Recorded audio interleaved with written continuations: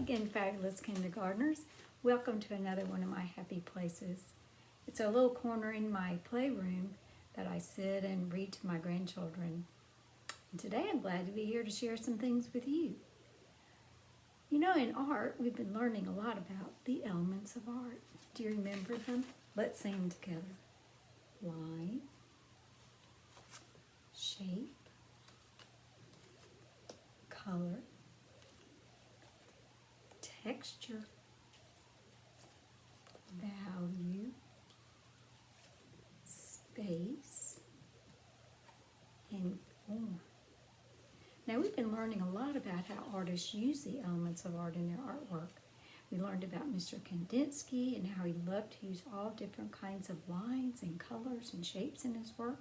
And Mr. Matisse, you know, the wild beast, who used scissors to cut different kinds of geometric and organic shapes to create his artwork.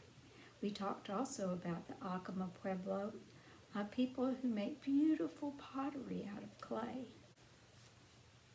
Today I want to tell you about another artist whose name is Eric Carle. Now, Eric Carle is what we call an illustrator. He illustrates books.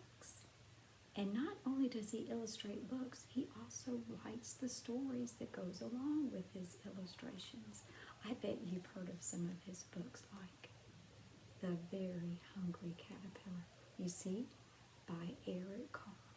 So he not only writes the stories for us to enjoy, but he creates the images or the pictures inside the books that help tell the story.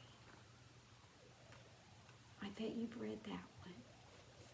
Or how about The Very Quiet Cricket?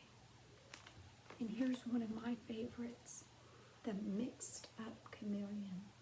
Now, he creates these images in a very unique way. First, he creates magnificent papers, like this one in the back of the Hungry Caterpillar, like this.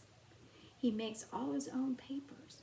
Then he cuts and arranges and glues all the pieces together to make the animal. One of my very favorite animals he made was from the Chameleon book. He took different parts of different animals and put them all together in an imaginary creature. He keeps adding more and more details to his collages. So I thought it'd be fun if we tried an animal collage, even made some of our own papers. So before we get started, I thought you might like to hear from Eric Carle himself, talking about how he does his papers and even see him do it. So watch the video and then come back to my studio and we'll get started making some of our own papers. Okay?